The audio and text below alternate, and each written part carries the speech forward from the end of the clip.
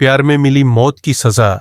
उत्तर प्रदेश के उन्नाव जनपद के औरास थाना क्षेत्र के टिकरा सामद गांव के रहने वाले परमेश्वर कनौजिया का नाम खुशहाल लोगों में गिना जाता था। इसके साथ ही उनकी गांव में अच्छी ढाक भी थी। इसका एक कारण यह भी था कि उनकी पत्नी उर्मिला देवी टिकरा सामद गांव की पूर्व प्रधान रह चुकी थी। जब तक परमेश्वर कनौजिया के परिवार में ग्राम प्रधानी रही, तब तक वह गांव वालों के हर सुख दुख में शुमार होते रहे। लेकिन अगले चुनाव में हाथ से ग्राम प्रधानी चली जाने के बाद वह अपने 3 बेटों, जिसमें बड़े रिंकू, मझले जितेंद्र व 18 वर्षीय छोटे बेटे धर्मेंद्र के साथ मुंबई के बांद्रा रेलवे स्टेशन के पास रेलवे कॉलोनी में लॉन्ड्री का काम करने लगे थे। यहां रहते हुए उनका छोटा बेटा धर्मेंद्र काम के साथ पढ़ाई भी करता रहा और साल 2020 में उसने 12वीं की परीक्षा भी दी थी। लेकिन साल 2020 लगते ही कोरोना के चलते देश के हालात खराब होने लगे, तो सरकार ने देश भर में लॉकडाउन लगाने का फैसला कर लिया।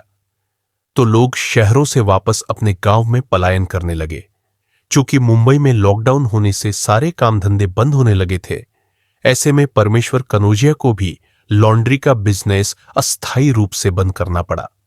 शुरू में परमेश्वर कनौजिया को लगा कि सरकार कुछ दिनों बाद लॉकडाउन खोल देगी, लेकिन बाद में जब उन्हें लॉकडाउन में डील के कोई आसार नहीं दिखे, तो उन्होंने अप्रैल 2020 में अपने तीनों बेटों के साथ गांव वापस आने का फैसला कर लिया और किसी तरह लॉकडाउन के समय में ही मुंबई से गांव लौट आए। मुंबई से गांव वापस आने के बाद लॉकडाउन के चलते कोई काम धंधा करना संभव नहीं था, इसलिए परमेश्वर कनौजिया अपनी पत्नी और बच्चों के साथ पूरा दिन घर पर ही बिता रहे थे। लेकिन उनका छोटा बेटा धर्मेंद्र कनौजिया अक्सर ही गांव में टहलने निकल जाता था। उधर जैसे जैसे देश में कोरोना के केस कम हुए, तो सरकार ने भी लॉकडाउन में छूट देनी शुरू कर दी थी, जिससे धीरे धीरे कामकाज भी पटरी पर आना शुरू हो चुका था। साल 2020 का जुलाई आते आते तमाम लोग जो मुंबई, दिल्ली जैसे शहरों से वापस गांव आ गए थे, वे फिर से कामकाज की तलाश में वापस जाना शुरू कर चुके थे। लेकिन परमेश्वर कनौजिया अभी भी गांव से वापस मुंबई नहीं गए थे। ऐसे में वह अपने बेटों के साथ घर के कामकाज निपटाते रहे। रोज की तरह परमेश्वर कनौजिया का छोटा बेटा धर्मेंद्र कनौजिया दोपहर का खाना खाकर 19 अगस्त 2020 को भी घर से टहलने निकला था। लेकिन हर रोज की तरह वह जब शाम तक वापस न लौटा, तो परिजन धर्मेंद्र के मोबाइल पर कॉल लगाने लगे, लेकिन उसका फोन भी स्विच ऑफ बताया जा रहा था। ऐसे में परमेश्वर कनौजिया अपने परिजनों के साथ धर्मेंद्र की तलाश में घर से निकलकर आसपास पता करने लगे, लेकिन धर्मेंद्र के बारे में किसी से कुछ भी पता नहीं चला। परमेश्वर कनौजिया को धर्मेंद्र के गायब होने का कोई कारण भी समझ नहीं आ रहा था, क्योंकि वह और उनके परिवार के सभी सदस्य धर्मेंद्र से बेहद प्यार करते थे, इसलिए कभी उसे डांट फटकार भी नहीं पड़ती थी। वह ज्यादा परेशान हो उठे थे।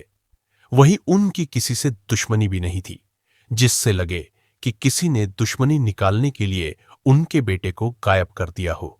रही बात कहीं जाने की, तो वह हाल में ही लॉकडाउन के चलते मुंबई से आया था।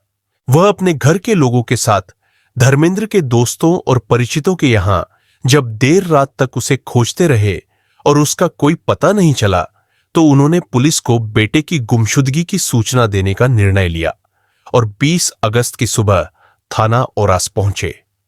थाना प्रभारी राज बहादुर को घटना की जानकारी देकर उसकी गुमशुदगी दर्ज करने की मांग की, लेकिन थाना प्रभारी ने जांच की बात कहकर उन्हें लौटा दिया। थाने से पुलिस से अपेक्षित सहयोग न मिलने से निराश होकर धर्मेंद्र के पिता गांव वापस लौट आए और फिर से आसपास तलाश करने लगे। परमेश्वर कनौजिया अपने दोनों बेटों के साथ धर्मेंद्र की तलाश कर ही रहे थे कि उन्हें अपने घर से करीब 300 मीटर दूर धर्मेंद्र की चप्पलें पड़ी हुई मिल गई। धर्मेंद्र के चप्पल मिलने के बाद उसके घर वालों के मन में तमाम तरह की आशंकाएं जन्म लेने लगी थी। घर वाले किसी अनहोनी के अंदेशे के साथ चप्पल मिलने वाली जगह से आगे बढ़े तो 200 मीटर दूर गिरिजा शंकर द्विवेदी के आम के बाग के पास से निकले। सकरेला नाले में धर्मेंद्र का औंधे मुंह शव पड़ा। देखा, जहां धर्मेंद्र का पूरा शरीर पानी में और सिर बाहर था। इसे देखकर सभी बदहवास हो रोने लगे। इसके बाद रोते बिलखते धर्मेंद्र के पिता परमेश्वर कनौजिया ने औरास थाना प्रभारी राजबहादुर को घटना की सूचना दी। धर्मेंद्र की हत्या की सूचना पाकर थाना प्रभारी राजबहादुर ने इसकी सूचना अपने उच्चाधिकारियों को दी और वह अपनी टीम के साथ घटनास्थल पर पहुंच गए। घटनास्थल पर पहुंचने के बाद थाना प्रभारी ने ग्रामीणों की मदद से धर्मेंद्र कनौजिया के शव को बाहर निकलवाया। उधर घटना की सूचना पाकर बांगरमऊ सीओ गौरव त्रिपाठी भी मौके पर पहुंच चुके थे। नाले से धर्मेंद्र की लाश बाहर निकालने के बाद पिता परमेश्वर व मां उर्मिला देवी का कहना था कि उनके बेटे की हत्या की गई है और शरीर में मारपीट जैसे चोट के निशान भी है, क्योंकि धर्मेंद्र के चेहरे पर सूजन, पैंट की जेब में मिले मोबाइल में खून के निशान थे, जिसके आधार पर वे बार बार बेटे की हत्या किए जाने की बात दोहरा रहे थे।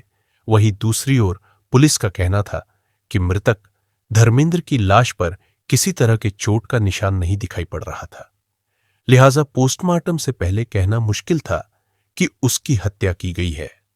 मौके की कार्रवाई निपटाने के बाद पुलिस ने लाश पोस्टमार्टम के लिए भिजवा दी।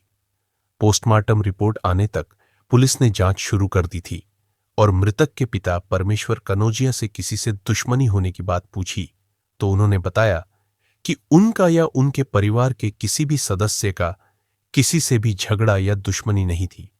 इधर पुलिस धर्मेंद्र की मौत के कारणों को लेकर छानबीन कर ही रही थी कि अगले दिन पोस्टमार्टम की रिपोर्ट पुलिस को मिल गई, लेकिन पोस्टमार्टम रिपोर्ट में धर्मेंद्र की मौत का कारण स्पष्ट नहीं था। इस वजह से धर्मेंद्र का विसरा सुरक्षित कर जांच के लिए भेज दिया गया, जिसके कुछ दिनों बाद ही विसरा की जांच रिपोर्ट भी आ गई। विसरा रिपोर्ट में धर्मेंद्र की मौत जहर से होनी बताई गई थी। विसरा रिपोर्ट मिलने के बाद यह तो साफ हो गया था कि धर्मेंद्र की हत्या की गई है, लेकिन पुलिस को हत्या का कोई कारण नजर नहीं आ रहा था जिसके आधार पर हत्यारों तक पहुंचा जा सके। इसलिए पुलिस के सामने हत्या के कारण और हत्यारों तक पहुंचना चुनौती बना हुआ था। ऐसे में पुलिस ने सर्विलांस की मदद से धर्मेंद्र के हत्यारों तक पहुंचने का प्रयास शुरू कर दिया और मृतक के मोबाइल नंबर की पिछले एक सप्ताह की कॉल डिटेल्स खंगालनी शुरू कर दी। धर्मेंद्र की हत्या के लगभग 1 महीना बीतने को था, लेकिन पुलिस अभी भी हत्या के कारणों का पता लगाने व हत्यारों तक पहुंचने में नाकाम रही थी। धर्मेंद्र की कॉल डिटेल्स के आधार पर भी हत्यारों तक पहुंचना पुलिस को कठिन लग रहा था।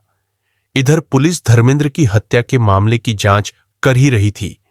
इसी दौरान परमेश्वर कनौजिया को पता चला कि धर्मेंद्र के गायब होने वाले दिन आखिरी बार उसे गांव के ही रहने वाले लक्ष्मण, राहुल कनौजिया, संजीत कुमार, उसके भाई रंजीत कनौजिया के साथ देखा गया था।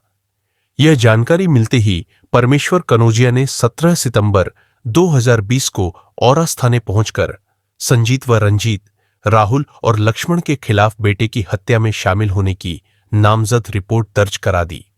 जब पुलिस आरोपियों के घर पहुंची तो सभी हत्यारोपी घर से फरार मिले। इसके आधार पर आरोपियों पर पुलिस का शक और भी पुख्ता हो गया। पुलिस ने आरोपियों की धरपकड़ के लिए काफी प्रयास किए, लेकिन आरोपी हाथ नहीं आए। धर्मेंद्र की हत्या के कई माह बीत चुके थे और पुलिस लगातार आरोपियों के घर और संभावित ठिकानों पर दबिश दे रही थी, लेकिन इस मामले में पुलिस के हाथ अब भी खाली थे। इसे लेकर मृतक के घर वाले आरोपियों की गिरफ्तारी के लिए कई बार एसपी सुरेश राव आनंद कुलकर्णी के साथ साथ उच्चाधिकारियों से गुहार भी लगा चुके थे। इसी बीच थाना प्रभारी राजा बहादुर की जगह औरास थाने की कमान तेज तर्रार हरिप्रसाद अहिरवार को सौंप दी गई थी। चूंकि इस मामले का पर्दाफाश न होना पुलिस के लिए सिरदर्द बना हुआ था, ऐसे में एसपी सुरेश राव आनंद कुलकर्णी और एएसपी शशि शेखर ने खुद इस मामले पर नजर रखते हुए थाना प्रभारी हरिप्रसाद अहिरवार को केस का जल्द से जल्द खुलासा करने का निर्देश दिया। अब नए थाना प्रभारी हरिप्रसाद अहिरवार ने नए सिरे से आरोपियों की गिरफ्तारी के लिए जाल बिछाना शुरू किया। इसी बीच उन्हें 20 मई 2021 को मुखबिरों से खबर मिली कि लक्ष्मण, राहुल, संजीत, रंजीत उन्नाव की मड़ैचा तिराहे के पास है और कहीं भागने की फिराक में है। इस सूचना के बाद थाना प्रभारी हरिप्रसाद अहिरवार ने head constable Dilip Singh, constable Prashant, Harshdeep व आशीष के साथ जाल बिछाकर मड़ैचा तिराहे से चारों को गिरफ्तार कर लिया। पुलिस आरोपियों को पकड़कर थाने ले आई और धर्मेंद्र कनौजिया की हत्या के बारे में पूछताछ करने लगी, लेकिन चारों ही धर्मेंद्र की हत्या में शामिल होने की बात से नकारते रहे। जब पुलिस को लगा कि आरोपी आसानी से हत्या की बात कबूलने वाले नहीं है, तो कड़ाई से पूछताछ की गई। इस पूछताछ में चारों टूट गए और उन्होंने धर्मेंद्र की हत्या की बात कबूल ली। आरोपी लक्ष्मण ने बताया कि उन लोगों ने वारदात वाले दिन राहुल, संजीत व रंजीत की मदद से धर्मेंद्र को गांव के बगीचे में बुलाकर मछली के साथ शराब पार्टी रखी थी, जहां पहले से ही धर्मेंद्र की हत्या करने के लिए जहर खरीद कर रख लिया था। आरोपियों ने धर्मेंद्र को जमकर शराब पिलाई और जब वह नशे में धुत हो गया तो मौका देख राहुल ने उसके शराब के गिलास में जहर मिला दिया। जहर मिली शराब पीने के बाद धर्मेंद्र अचेत होकर गिर पड़ा। इसके बाद धर्मेंद्र की मौत का इंतजार करते रहे और जब उसकी मौत हो गई तो धर्मेंद्र की लाश सकरेला नाले में फेंक दी। पुलिस ने जब आरोपियों से हत्या का कारण पूछा तो आरोपी लक्ष्मण ने बताया कि धर्मेंद्र कनौजिया उसकी बेटी से प्रेम करता था और वह अक्सर उसके घर उसकी बेटी से मिलने आया करता था। लक्ष्मण ने बताया कि वह अक्सर दोनों को समझाता रहता था, लेकिन धर्मेंद्र के सिर पर प्रेम का मानो भूत सवार था। धर्मेंद्र लगातार उसकी बेटी के साथ नजदीकियां बढ़ाता जा रहा था। इसी बीच लक्ष्मण के घर पर गांव के ही राहुल का आना जाना शुरू हो गया। उसने भी जब पहली बार लक्ष्मण की बेटी को देखा तो उसकी खूबसूरती और चढ़ती जवानी को देख उस पर लट्टू हो गया। अब राहुल लक्ष्मण के बेटी को देखने अक्सर बहाने से उसके घर आने लगा था। वह जब भी आता तो लक्ष्मण की बेटी को देख अपनी सुध बुध खो बैठता था। उसके मन में लक्ष्मण की बेटी को लेकर कब प्यार की कोपलें पनपने लगी उसे पता ही नहीं चला, लेकिन उसके सामने एक बड़ी समस्या धर्मेंद्र था, क्योंकि वह भी उसी के चक्कर में अक्सर लक्ष्मण के घर आया करता था।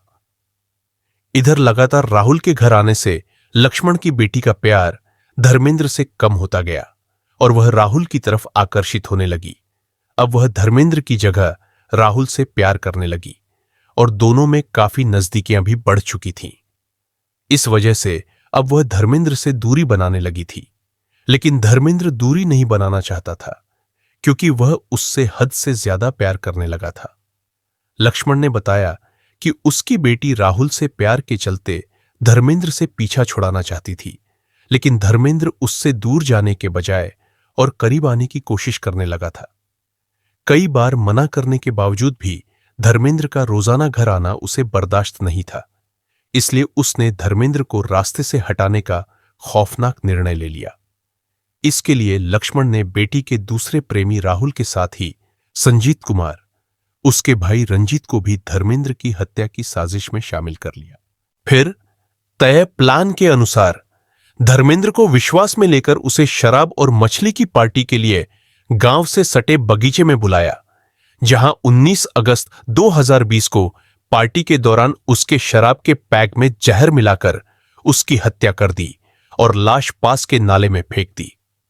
पुलिस ने धर्मेंद्र की हत्या के 9वें महीने में साजिश का पर्दाफाश कर दिया और आरोपियों के बयान दर्ज कर धारा 302, 201, 34 भादमी के तहत न्यायालय में पेश कर जेल भेज दिया है। कथा लिखे जाने तक आरोपी जेल में ही थे